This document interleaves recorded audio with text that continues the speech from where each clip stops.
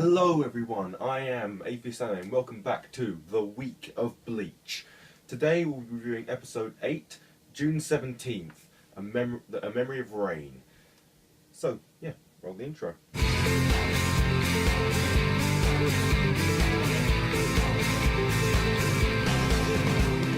So the episode begins with a bit of like this view of the hollow world, of these kind of like humanoid looking hollows standing on these cliffs, and then the hollow we've seen in shadows before kind of saying, okay, I'll go then. Bit of an ominous kind of build up kind of thing, you know, the usual for anime and such. You have to build up some kind of tension. Go back to the human world where we see Ichigo's family like walking towards the grave site where obviously Ichigo's mother is buried. Ishin does some stupid stuff. And Ichigo complains about the weather. You know, standard stuff. This is when they notice that Rukia is standing at the top of the hill they're walking up on. And Karen usually like, who the hell is that? She's waving at us like she knows us. Do you know her, Ichigo? Of course, Ichigo's like freaking out, like, oh, what the bloody hell, Rukia? And he's like, okay, he makes up a big excuse, like, oh, she must be a friend from middle school or something. Yeah, I think I recognise her. They runs off to drag her away. We see them in the forest, kind of like this like little forest trail kind of thing, like with Ichigo asking, what the bloody hell are you doing here? He also goes on to like berate her for being so bloody obvious and blatant about like trying to show she has some kind of relationship to Ichigo. And yeah, Ruki's like, oh, sorry, I didn't think of that. Kind of stupid when you think about this. You know, she's meant to be a trained soul reaver, but I guess she doesn't. I guess it's kind of she doesn't really know human etiquette that well yet. Sure, why not? Rukia then kind of goes for a touchy topic of then asking what it was or who it was that killed Ichigo's mother. And she hypothesizes that possibly it could have been a hollow. She goes on to like continue like trying to pile up like evidence, I guess. But Ichigo kind of like shouts and goes, "Hey, just drop it, okay? It wasn't a hollow. It wasn't anything like that. If anyone's to blame, it's me."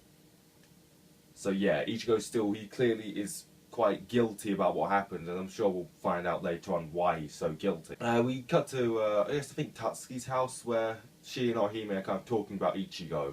Tatsuki talks about the first time she met Ichigo at the fighting dojo she trained at, with him kind of coming in for his first lesson. And he was always like such a crier. Every single time he lost a fight, he would cry and cry.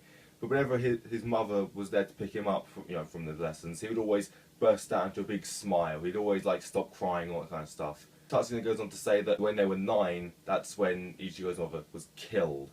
The day it happened, Ichigo just didn't show up at school at all, and Tatsuki, being one of his closest friends, was kind of, really worried. And she went to all the places she thought Ichigo would be, and eventually found him on the canal where Ichigo's mother died, just walking back and forth along it, and just for doing this for days in a row. And so she was really, really worried about him, just seeing him so sad and such. We cut back to Rukia, who's kind of sitting on this plateau at the grave site, thinking about what she said to Ichigo, and thinking, that's a little bit insensitive, wasn't it, of me? Kind of talking about his mother's death like it's nothing. Saying it was a hollow and that kind of thing. That's really, really insensitive of me. This is when we see Cone come out of the backpack that Rukia's wearing. He just starts complaining about the weather and all that kind of stuff, and about his condition and everything, and about how Rukia just goes on and on and on about hollows. It's hollow this and hollow that with you, isn't it? This is when they hear some kind of snoring back in the forest. Rukia goes to investigate and notices that it's the Soul Reaper from the last episode. And when they get close, he snaps up, he wakes up like, oh, nah. All these missions are so tiring and I can't help but take a nap.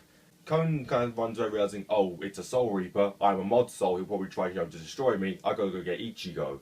And he runs away.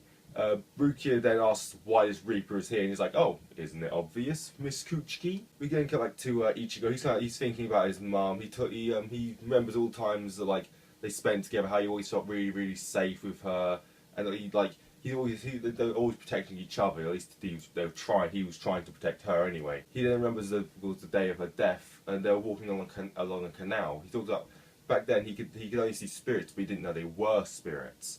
And he saw this girl standing on the edge of the water about to fall in. Ichigo, being a little kid, not knowing this is just a spirit, goes to run to save her, and his mother goes in to save him. He kind of falls unconscious, and then he wakes up in the arms of his dead mother, who has dragged him out of the canal. And this is why he blames himself for his mother's death, because if he hadn't have gone to go save this woman's girl, his mother wouldn't have had to save him, and she wouldn't have died from drowning. This left him devastated, and of course, like I said, he completely blames himself for everything that happened. This is when we get to the halfway point of the episode, and the next half starts with Karin talking to the mother's gravestone. Yuzu is crying, of course, and Karin's like, "Oh, you can't cry all the time, every single time we come here. We're 11 years old. You've got to stop being such a crybaby." Asheen tries to cheer them up, but it's just Asheen and it's annoying. Of course, for us, it's kind of funny because Asheen's a complete retard, and it's funny seeing him being a complete retard. It gets even funnier when we get in later into the series and such, but anyway. We cut back to Rukia and the Reaper talking. He talks about how Rukia is practically famous, being adopted into what is called the noble Kuchiki family, hence her last name being, Kuchiki. And that he knew her at the Soul Reaper Academy. She's known as the Princess of the Rukon District. Rukia said she's never heard of this guy before ever in her entire life, and it's kind of like, he's kind of like, ruins his kind of ego a little bit. He does announce himself as Saido something, his first name. He, like I said, he's a filler character. He doesn't really matter all too much. This is when Rukia remembers Kisuke's warning and realizes that why this guy is here, to investigate and probably bring her back.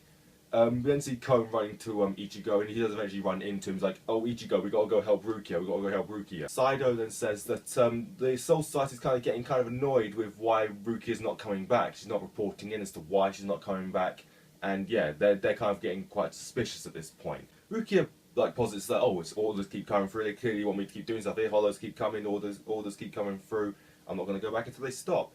But Saido has his other theories. Won't go through them, but let's just say they annoy Rukia, and she starts to cast a Kido spell at him, but then he kind of backs off.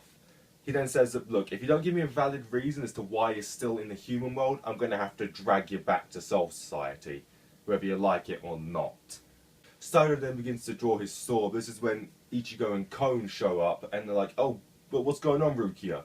Saido asks, "Oh, who are you? What's your deal? You can see me? What's all this?" And Ichigo announces himself as a substitute Soul Reaper. Saido just comments to Rukia that, "Oh, shouldn't have done that, Rukia. This is quite a serious offence, what you've done." And then Saido then begins to attack Ichigo. He's able to dodge him long enough to get the soul or cone out of the stuffed toy and swallow him. That sounds kind of weird, but soul pill, that kind of stuff. And they begin their fight, act properly. We move over to Karin and Yuzu, and Karin begins sense something, because as we know, she can kind of see ghosts, not to the extent of Ichigo, but she can see them. She tells Yuzu "Oh, we should probably get out of here. I sense something's there." And this is when they start getting attacked. Karin gets pinned to the ground, and Yuzu starts getting lifted up into the sky.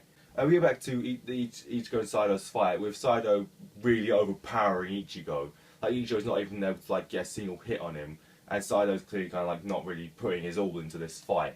He comments on that, how Ichigo he's all strength but no tactics. He's relied purely on having to overpower his opponents in order to win, but against someone who uses a similar fighting style, that's not really gonna. Someone who uses a sword, who isn't just a big brute, muscly thing, it isn't really gonna work. This is when Rukia gets a call about another hollow, most likely the hollow that is attacking Yuzu and Karin, and notes that this one has a much higher spirit level than any other hollow that they've gotten before. And Saido says, "Yeah, this one's kind of out of your league here. You probably should leave this to me." And but Ichigo does run off to go and save his sisters, because he realizes, "Oh, if it's this close, they're this close. Oh." We go back. We just kind of get another shot of his sisters being attacked a bit more. Usually getting choked by some kind of tongue from the hollow, and or some kind of tentacle coming out of it, and Karin's still being crushed into the ground. We then see Ichigo and the others, Kon and Rukia and Saido running towards where the hollow is, and look at Rukia and Ichigo have this internal thought conversation. I guess have telepathy now, but basically it just boils down to, "Okay, Ichigo, you can tell me about your mother's death when you're ready to tell me." They have a kind of a little speech, in a speech, I think, kind of long-winded thing, but it does just boil down to, "You tell me about your mother's death when you're ready to." Boom, done. And the episode ends with the hollow attacking Ichigo's sisters. So yeah, pretty pretty admittedly short episode. Not to say that it was short, it's just it felt kind of short. I feel like this review as I'm doing it is really short. I'd be surprised if when I look back at the recording on this it's more than 10 minutes long, because seriously, this felt really, really short. I feel like this is one of those episodes where they kind of did stretch things out quite a bit. They could have, crammed it into the next episode with it, because it's an example of quite a lot of drawn out stuff. And like, I kind of don't get like the filler guy Sido. He doesn't really make much sense as to why they have filler here. I'm just going to say they put him in there to drag out the events of the episode, because without him, we probably shave off, just him removed, probably shave off like 5 minutes of the episode, like straight away. But they included him, so I guess we got to deal with it.